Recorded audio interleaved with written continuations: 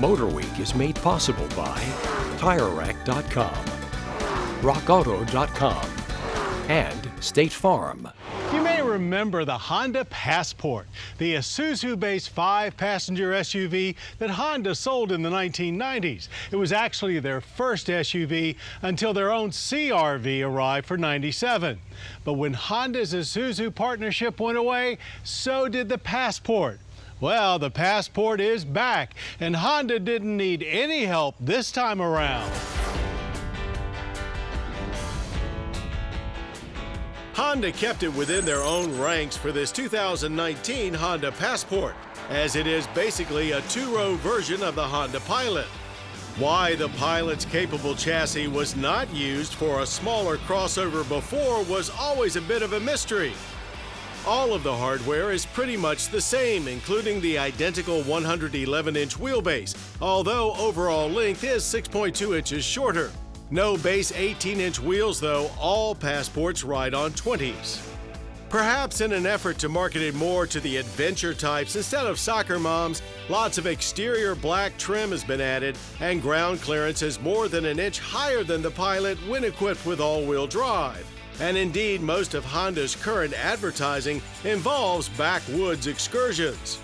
Passport uses Honda's iVTM4 all-wheel drive system with modes for mud, sand, and snow, plenty capable for what most Passport owners will get into. The same 3.5-liter V6 from the Pilot delivers 280 horsepower and 262 pound-feet of torque, but only the 9-speed transmission is available, which means you're stuck with buttons for a shifter. Similar to the Pilot, tow rating is 3,500 pounds with front-wheel drive, 5,000 pounds with AWD. No third row to store in the cargo area, which means you now have a large underfloor bin instead. It alone holds 2.5 cubic feet.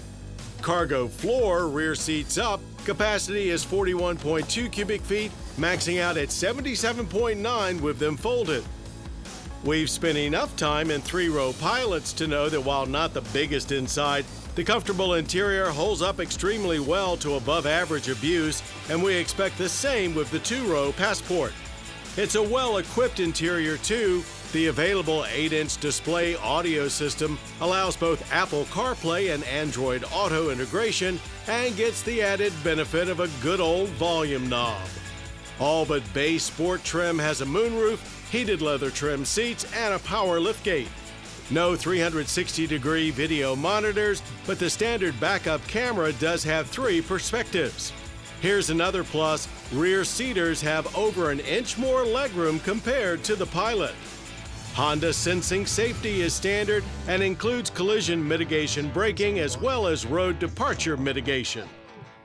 But whether you're keeping it between the lines yourself or letting the Passport do it for you, the ride is smooth and steering quick. It hustled through our cone course quite well. There is some body roll to deal with, but also quite a lot of grip from the 265/45 Continental Cross Contact LX Sport tires.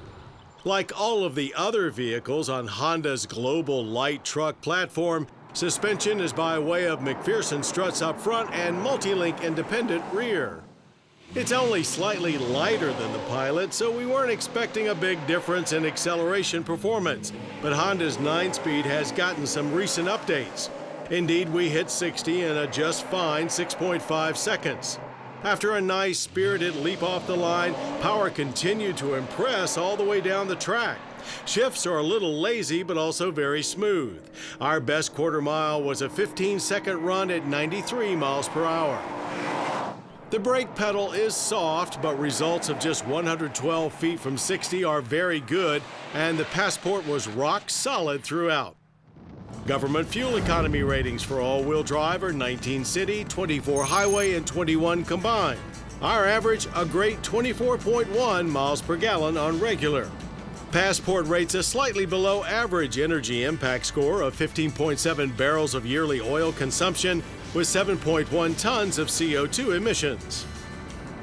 Despite fewer seats but with more standard features, Passport base price is higher than the Pilot by $500, starting at $33,035. All-wheel drive is a $1,900 option on all trims except top-level Elite, which has standard AWD for $44,725. It only makes sense that a two-row variant of the popular Pilot now exists. And while it makes a little less sense that it took this long, bringing back the Passport name and changes to its stance will make it appeal to a slightly more adventurous buyer. We think the 2019 Honda Passport will also do well against a crowded field that includes the Ford Edge, Chevrolet Blazer, Nissan Murano, Hyundai Santa Fe, and others. Yes, we are impressed with the better late than never Passport, and it easily gets our stamp of approval.